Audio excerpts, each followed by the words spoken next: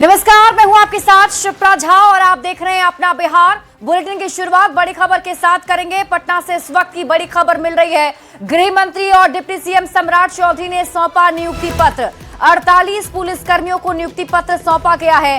मंच से सम्राट चौधरी ने दो टूक भी कहा, माफिया बख्शे नहीं जाएंगे। सीएम नीतीश कुमार के सुशासन को आगे बढ़ाना है।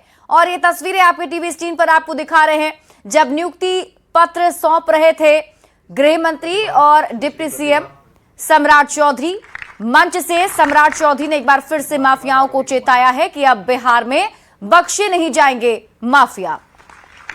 नीतीश कुमार जी का जो सुशासन है इसको और आगे बढ़ाना है।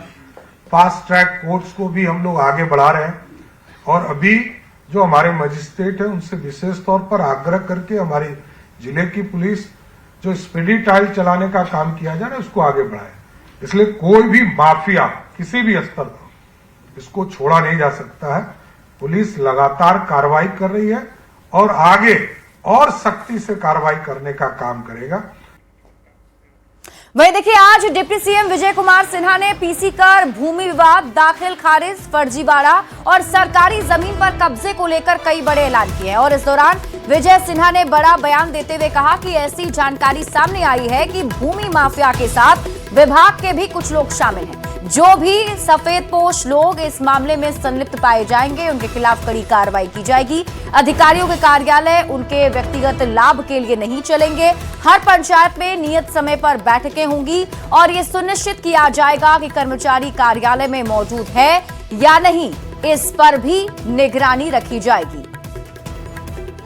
कार्रवाई तो हम लोग करेंगे ही, ऐसे लोगों को सूचीबद्ध करेंगे कि ये भू माफिया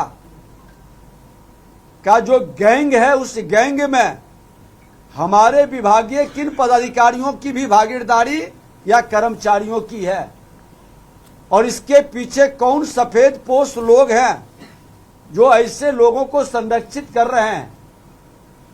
क्योंकि ये बीमारी को खत्म करना है तो इसके जड़ तक, ताकि संरक्षण किस स्तर पर है और किन लोगों का इन्वॉल्वमेंट है। कर्मचारी को हमने कहा है कि अपने निर्धारित पंचायत में ही बैठेंगे, ये बहानाबाजी नहीं चलेगा। और इस बीच रुक करते हैं बड़ी खबर की ओर। पटना सिटी से आपको इस वक्त की बड़ी खबर बताते हैं, जहां नशे के 2 धंधेबाज गिरफ्तार किए गए हैं। 494 पीस नशे का इंजेक्शन भी बरामद हुआ है। दाऊद बिघा सब्जी मार्केट इलाके में रेड की गई। आरोपी पहले भी जेल जा चुका है। नेटवर्क खंगालने में पुलिस की टीम जुटी हुई है। औषधि विभाग की ने बड़ी कार्रवाई की है, जिसमें 494 पीस नशे का इंजेक्शन बरामद किया गया है। दाऊद बिघा सब्जी बाजार इलाके में रेड की गई थी।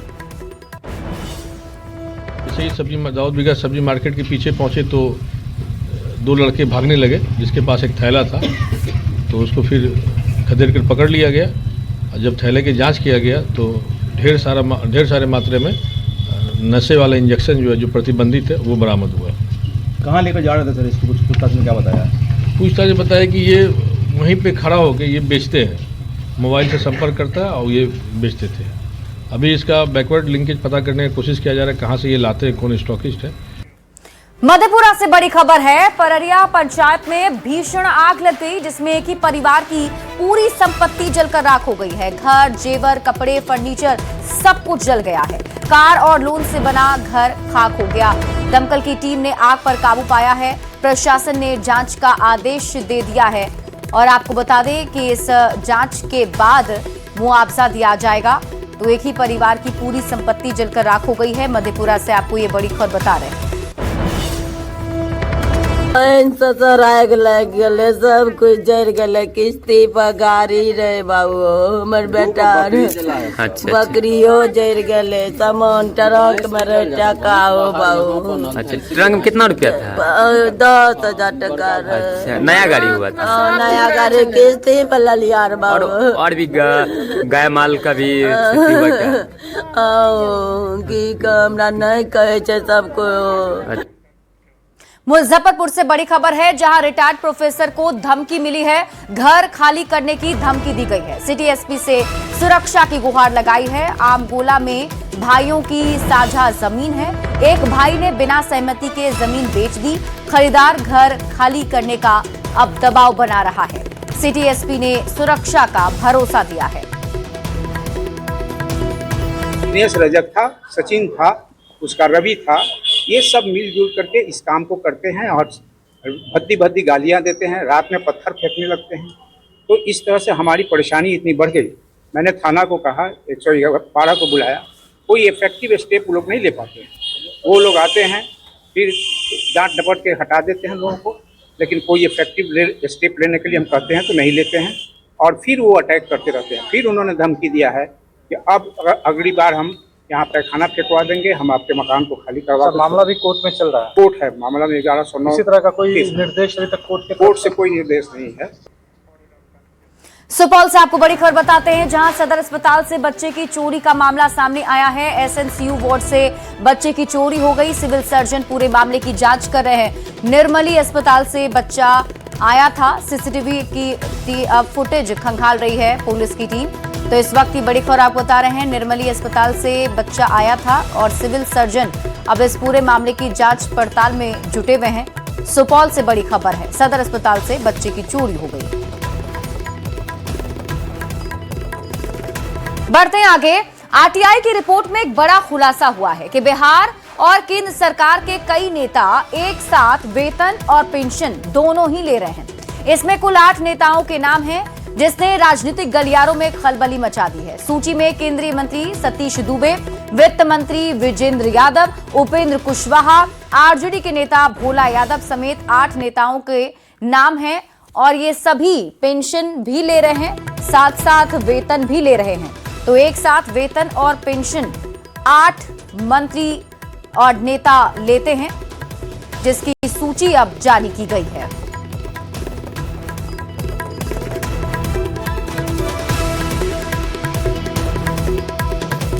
तो बड़ी खबर आपको बता रहे हैं, आरटीआई की रिपोर्ट में देखिए बहुत बड़ा खुलासा हुआ है। जानकारी के मुताबिक कई ऐसे मंत्री और नेता हैं जो एक साथ वेतन और पेंशन दोनों ही लेते हैं और इन 8 नेताओं के नाम सामने आए हैं, जिनमें हमने आपको बता रहे हैं सतीश चंद्र दुबे, उपेंद्र कुशवाहा का नाम इसमें शामिल है, नीतीश मिश्रा और संजय सिंह का नाम भी इस लिस्ट में शामिल है। भोला यादव आरजेडी के नेता, वो भी वेतन और पेंशन एक साथ लेते हैं। और आपको बता दें कि कुल 8 नाम हैं जो सामने आए हैं। अब इसके बाद से मुश्किलें भी बढ़ सकती हैं। आरटीआई की रिपोर्ट में बड़ा खुलासा हुआ है। केंद्रीय कोयला राज्य मंत्री सतीश चंद्र दुबे का भी नाम इसमें शामिल है और इस खुलासे पर मंत्री सतीश चंद्र दुबे ने अपनी प्रतिक्रिया दी है और कहा कि जब मैं किसी सदन का मेंबर नहीं था तब पेंशन लेता था, जब सदन का मेंबर फिर से बना हूं तो पेंशन नहीं लिया है।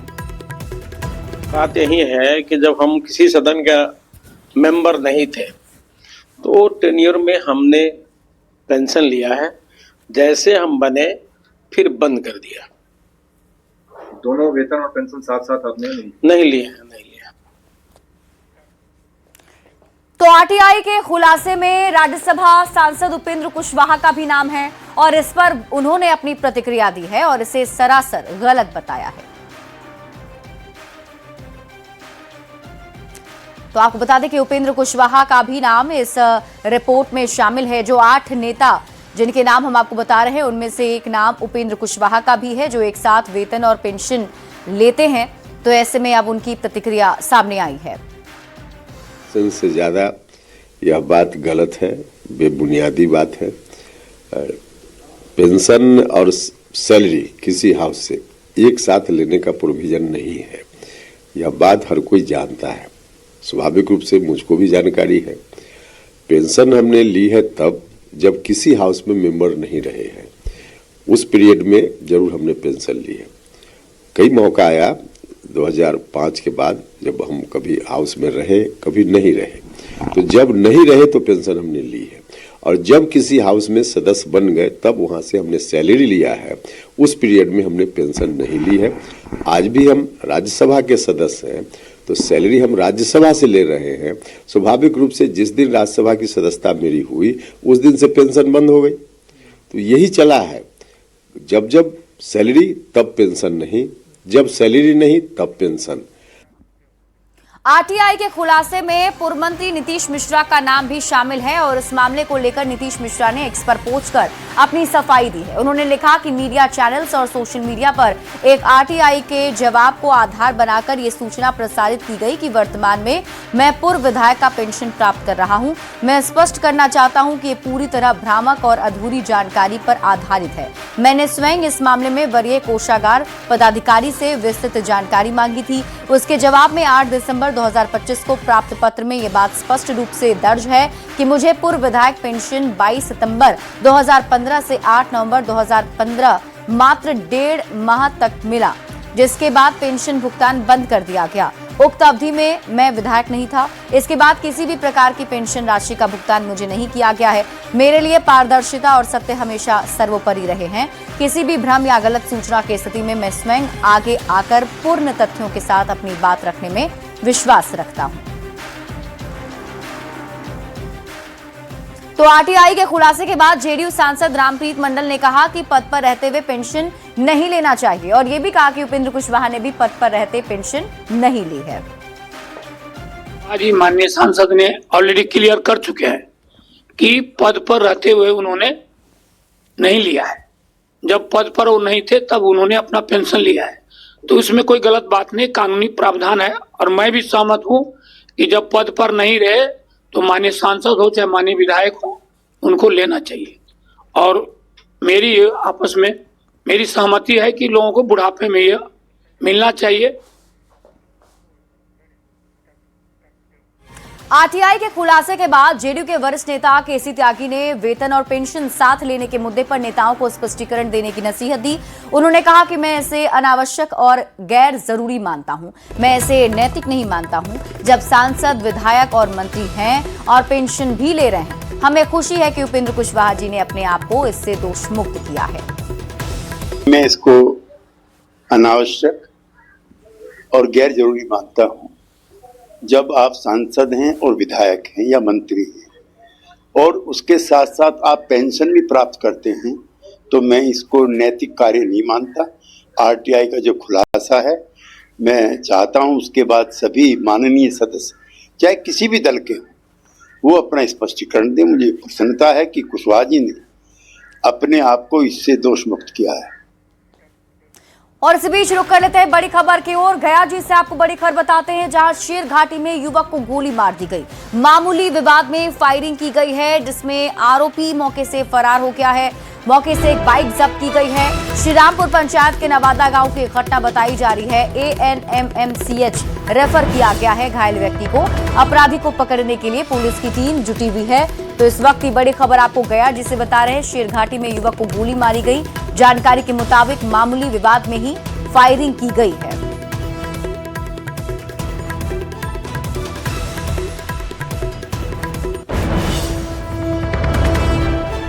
आया है कि डायन भूत का मामला था, जो ये प्रकाश रंजन की माता को, जो ये आरोपी है, जो ये डायन मतलब समझता था, तो ये उसी में इन लोग का झगड़ा था और इसी झगड़े को लेकर इसमें ये गोली मारी गई है। अभी तक क्या क्या बरामद हो पाया सर? अभी यहाँ सर्च चल रहा है और जहाँ से घटनास्थल से आरोपी का एक बाइक बरामद हुआ है जी, और बाकी जो ये भागने की दिशा में ये आरोपी को इंटरसेप्ट करने की कोशिश की जाए। लोकसभा में बीजेपी सांसद रविशंकर प्रसाद ने पश्चिम बंगाल में बीएलओ की कथित मौत का जिक्र करते हुए कहा कि बिहार में एक भी बीएलओ की मौत नहीं हुई, एक भी बीएलओ ने आत्महत्या नहीं की, ऐसा कोई मामला नहीं आया। तो हो क्या रहा है? इस कहानी में कुछ ट्विस्ट लगता है। मैं इससे अधिक कुछ नहीं कहना चाहता। भाजपा सांसद ने कहा कि जनता कांग्रेस को वोट देती है तो उन्हें निर्वाचन आयोग ठीक लगता है, और यदि नहीं देती है तो गड़बड़ी नजर आती है। और सर, मैं इस हाउस में आज बड़ी विनम्रता से कहना चाहता हूं सर, हम लोग बिहार के कई सांसद बैठे हुए हैं, बिहार में एक भी बीएलओ की मौत नहीं हुई। मैं और कुछ बात नहीं कहूंगा, कहीं नहीं, एक भी नहीं। I repeat, not even a single BLO in Bihar, a huge state having nearly 8 crore voters, either fell ill और कमिटेड सुसाइड। पीएम मोदी 11 दिसंबर यानी कल एनडीए के सभी सांसदों के लिए विशेष रात्रि भोज का आयोजन करने वाले हैं और इसका उद्देश्य सहयोगी दलों के साथ बेहतर तालमेल, समन्वय और संसद सत्र के दौरान साझा रणनीति तैयार करना बताया जा रहा है। इस डिनर में सरकार के विधायी एजेंडे, सेशन की प्राथमिकताओं और पश्चिम बंगाल, तमिलनाडु और असम विधानसभा चुनाव की तैयारियों पर भी चर्चा होने की उम्मीद है। एनडीए सांसदों के लिए विशेष रात्रि भोज आयोजन को लेकर जेडीयू सांसद रामप्रीत मंडल ने कहा कि इसके लिए मैं पीएम का आभार व्यक्त करता हूं। उन्होंने कहा, कल एनडीए की बैठक में प्रधानमंत्री ने कहा कि गंगा बिहार से बंगाल की ओर जाती है। प्रधानमंत्री ने यह भी कहा कि बिहार का मैं 56 बार दौरा किया हूं। वहां की जनता, युवा, बुजुर्ग सबने जो प्यार दिया, उसके उपलक्ष्य में मैं सारे सांसदों के लिए भोज का आयोजन कर रहा हूं। देखिए, कल माननीय प्रधानमंत्री जी ने एनडीए की बैठक बुलाई थी बाल योगी जो हम लोगों का ये है एनेक्सी में, तो उन्होंने खुशी जाहिर की कि बिहार की जो अपार सफलता मिली है, जो हम लोग को उम्मीद नहीं थी, और उन्होंने कहा कि गंगा बंगाल की ओर जाती है, गंगा बहती है, और अपने खुशी जाहिर करते हुए उन्होंने 25 साल के जो पद पर रहते हुए, जब वो माननीय मुख्यमंत्री थे और भी प्रधानमंत्री है, कभी इस तरह के भोज का आयोजन नहीं किए थे। तो हमारे सारे सांसदों के लिए बहुत खुशी की बात है। एनडीए सांसद हम लोग कल जाएंगे, मिल बैठ करके भोज का लुत्फ उठाएंगे। और इसी बीच आपको दिल्ली से बड़ी खबर बताते हैं। राहुल गांधी के वोट चोरी के आरोप पर सियासत जारी है और केंद्रीय मंत्री चिराग पासवान ने राहुल गांधी पर हमला बोला है। उन्होंने कहा कि राहुल गांधी जब तक इस बात को नहीं समझेंगे कि वोट चोरी नहीं, उनका जनादेश चोरी हो चुका है, उनके पास कोई जनाधार बचा ही नहीं, तब तक ये बहाने करते रहेंगे और चुनावी हार के कारणों का आत्ममंथन नहीं करेंगे। चिराग पासवान ने कहा कि राहुल खुद को अराजकता की ओर लेकर जा रहे हैं। आज की तारीख में ये जनता का विश्वास खो चुके हैं। तो आपको बता दें, चिराग पासवान की तरफ से राहुल गांधी पर यह बड़ा हमला बोला गया है। वोट चोरी के आरोप पर सियासत जारी है और इसी से जुड़ा बयान चिराग पासवान का सामने आया। चिराग पासवान ने राहुल गांधी पर हमला किया और उन्होंने कहा कि राहुल गांधी को समझना चाहिए कि वोट चोरी नहीं बल्कि उनका जनादेश ही चोरी हो चुका है। राहुल गांधी के पास कोई जनाधार बचा ही नहीं है। राहुल गांधी जनता में विश्वास बनाने में नाकामयाब हुए हैं।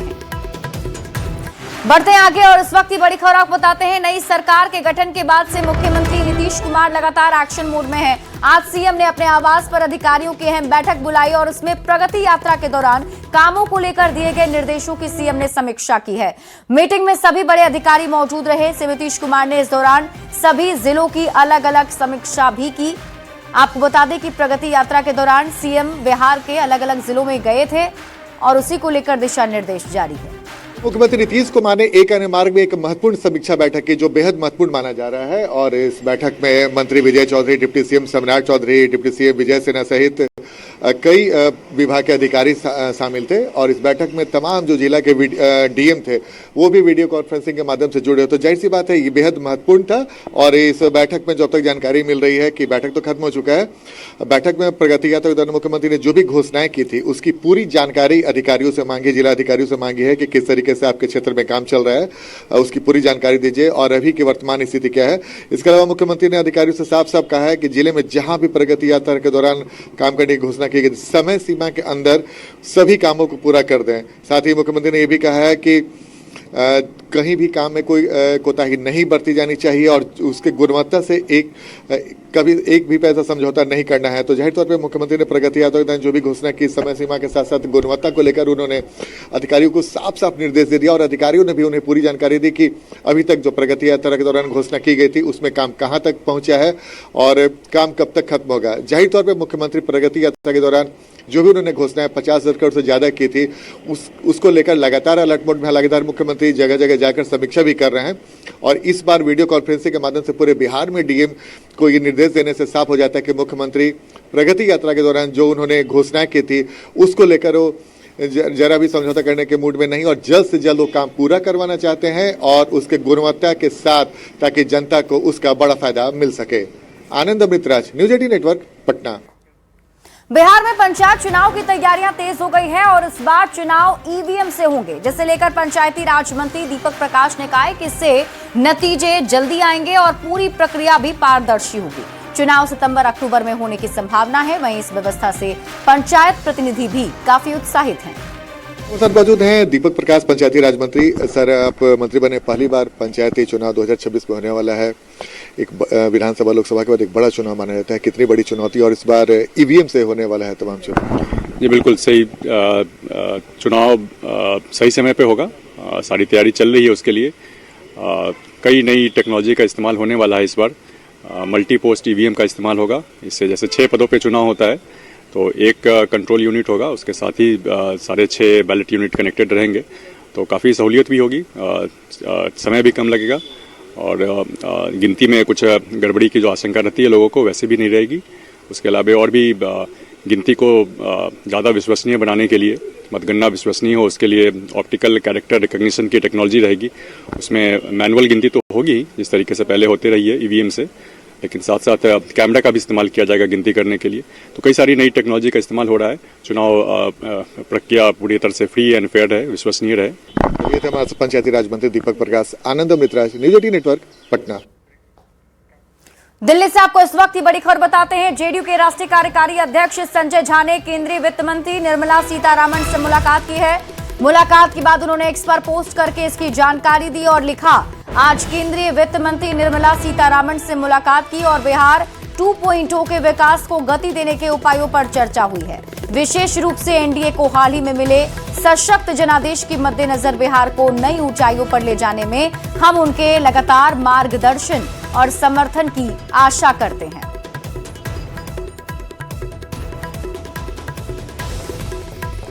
तस्वीरें आपके टीवी स्क्रीन पर आपको दिखा रहे हैं उस वक्त की जब मुलाकात हुई थी, और ये तस्वीर संजय झा ने खुद ही सोशल मीडिया साइट एक्स पर पोस्ट की है और इसमें उन्होंने पूरी जानकारी दी है कि बिहार के विकास को लेकर इस मुलाकात के दरमियान चर्चा हुई है और केंद्र सरकार के साथ साथ वित्त मंत्री के मार्गदर्शन की आशा रखते हैं। बिहार में हाल ही में मिली इस सशक्त जीत के बाद एनडीए सरकार बिहार के विकास में लगी हुई है। और इसी के साथ इस बुलेटिन में अभी के लिए बस इतना ही। आप देखते रहिए न्यूज़ 18 बिहार झारखंड।